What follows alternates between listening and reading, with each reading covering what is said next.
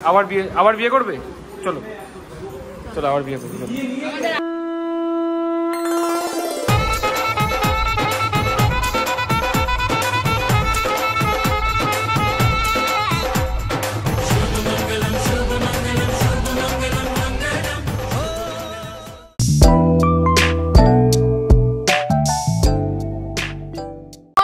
Makeup তো আমার পক্ষে সম্ভব না সাজানো, এদেরকে সাজিয়েছিলাম বিয়েতে।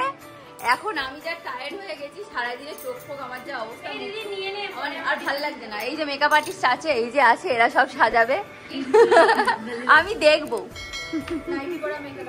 হ্যাঁ, এই যে দিদিটা সাজাচ্ছে, একে হচ্ছে এই শাকালুর মতো মুখটাকে সুন্দর করবে। আজকে এত টায়ার্ড ছিলাম আমি যে আমার ইচ্ছা হচ্ছিল না যে নিজে সাজি বা কাউকে সাজাই, তাও আমাকে একটু হলেও রেডি হতে হবে। পূজা, তারপরে আমার বোন আছে, ওদেরকে রেডি করতে হবে। এর মধ্যে তো সায়ন্তীর ইচ্ছা ছিল আমার কাছে সাজার, কিন্তু আমার যেহেতু বললাম ভাল লাগছে না। ফাউজি আমাদের রেডি, আমাকে ইগনোর করো, শেষ পর্যন্ত আমাকেই সাজাতে হচ্ছে। আর শেষ পর্যন্ত নাইটি পরে। হ্যাঁ, আর এই যে চোখে লেগেছে, ওটা ওর ঘেমে, চশমা করছে তো ঘেমে অলরেডি রেডি আছে, কিছু করার নেই। তুমি রেগে গেছো? আমি আগেও তোমাদেরকে বলেছি আমি কোনো প্রফেশনাল মেকআপ আর্টিস্ট নই, আমি আমার শখের বসে যেটুকু পারি ওইটুকুই করি। আর চুলটা খুব তাড়াহুড়োতে করেছি, আর ওর সামনে চুলটা প্রচুর পাতলা, ওই জন্য এরকম হয়েছে, ভালো করে ক্রিম্পিংও করতে পারি। বাপনদা পুরো রেডি, আর এখানে বাপনদার সব বন্ধুরা এসছে, তো সবাইকে দেখিয়ে দিলাম। এও রেডি হয়ে গেছে, সবাই রেডি, আমিও রেডি। ফাইনালি দেখো আমিও রেডি হয়ে গেছি। এখানে মোটামুটি আবার বিয়ে করবে? চলো চলো আবার বিয়ে করবো। আরে আবার সেকেন্ড বিয়ে করবো তো সেকেন্ড ওয়াইফের সাথে করবো, অন্য ফার্স্ট ওয়াইফের সাথে কেন করবো? তো গাইস এখানে কারা এসছে দেখো, এদের আসার কথা ছিল কখন, আর এরা এসছে কখন দেখো। ঘড়িতে বাজে এখন 11:38 বাজে। কিছু করার নেই, এটা এখন এসছে। ফ্লাইটটা ছিল লেটে। ফ্লাইট ছিল লেটে না ক্যাব ছিল লেটে? যাই হোক, তোমার জন্য লেট হবে, এটা স্বাভাবিক, এটা অস্বাভাবিক কিছু না, এটা একদম ঠিক কথা। হ্যাঁ, তো এবার মোটামুটি সবাই চলে এসছে, এবার বিয়েটা শুরু হবে, তারপর দেখতে পাবে তোমরা সবকিছু।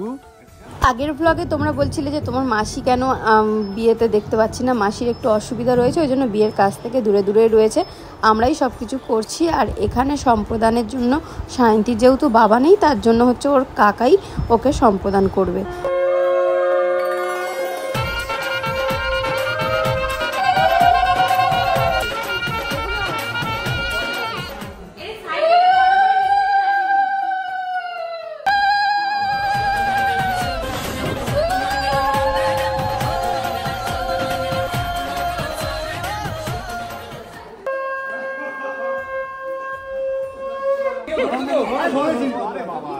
সামনে নিয়ে এসো,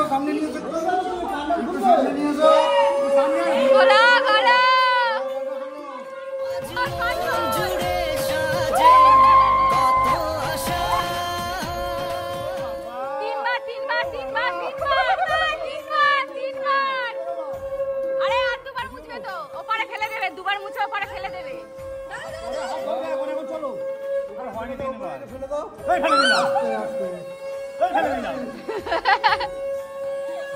চল নামা। আরে তোমারটা খোলো, কবার হচ্ছে, গুনছো কেউ?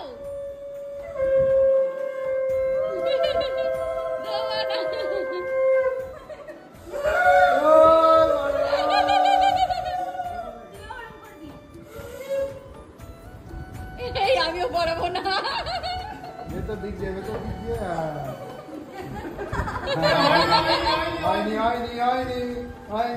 ও গলে পড়ে যাবে, তারা হাত বার করো।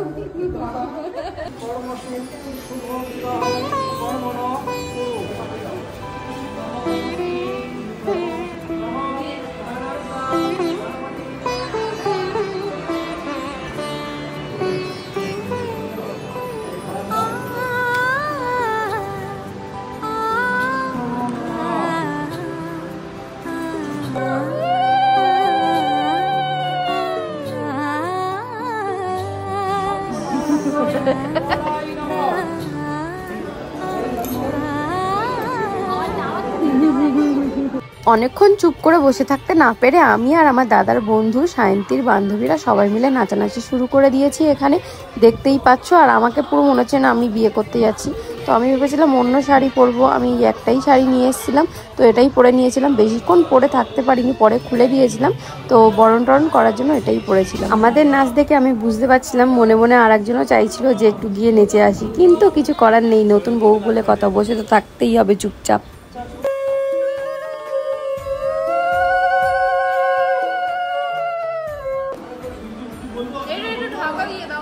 না এখন না, আগে পড়াক তারপর। আগে তুই মাপটা দেখে নে, নিয়ে মুখটা ঘুরিয়ে নিবি।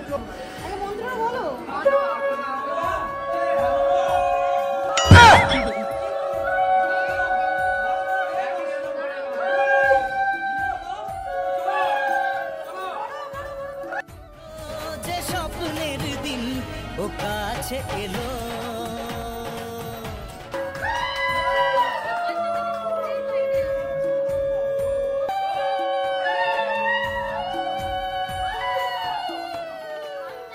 দুজনের বিয়ে এখানেই শেষ হলো। তোমাদের ভালো লাগলে আমার চ্যানেলটা লাইক শেয়ার সাবস্ক্রাইব করে দিও।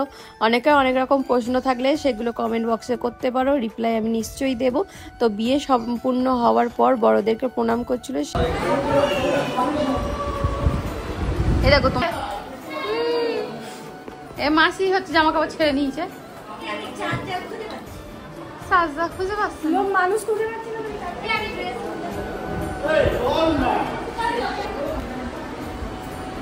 বউ এসছে, বসছে, সবার খাওয়া দেখছে, নিজে খাচ্ছে না, বর আসছে না, তাই তো? এই কেমন লাগছে, কেমন লাগছে বিয়ে করে? হ্যাঁ চাপ, চাপটা লাগে না, হালকা লাগে না। খেতে বসেছে এই যে ভেজ নন ভেজ, আর আমরা খাচ্ছি এই যে আমি আর বোন বসেছি। আর মেঘা ওদের সবার অনেক আগে খাওয়া হয়ে গেছে, ওরা এখন দেওয়া থাওয়া করছে, আমরা এটা খাচ্ছি। কটা বাজে এখন? 3টে। এখন এখানে বসে গোল টেবিল হচ্ছে, গোল টেবিল হচ্ছে ছাদের মধ্যে বসে। কে কোথায় থাকে? Good morning guys. তো কালকে তোমরা দেখলে যে রাত্রেবেলা বিয়ে টিয়ে হচ্ছিল, সব কিছু হয়ে গেল রাত্রেবেলা, ভালোভাবে সব কিছু মিটে গেছে, সবাই ডিনারও করে নিয়েছে। তারপর আমরা ঘুমালাম একটু, ঘুমিয়ে সকালবেলা উঠলাম, রাতটা তো খুব ব্যথা দিয়ে যাচ্ছি, তাই বলতে আসলাম সবাইকে টাটা। নিউলি ম্যারিড লাইফ যেন ভালো কাটুক, দুজনকে বললাম টাটা। হ্যাঁ আবার দেখা হচ্ছে, টাটা। চলো হ্যাঁ টাটা, আসছি, বাই বাই। দেখছি ফোন করবে, দেখছি আমাদের বাড়িতে কারেন্ট আছে কি নেই। চলো রাস্তায় যাই। আর আমার হাতে একটা ব্যাগ, এই টাটা, এখানে একটা ব্যাগ, ওর কাছে ব্যাগ, আবার বোনের পিঠে একটা ব্যাগ। ও বাবা চলো।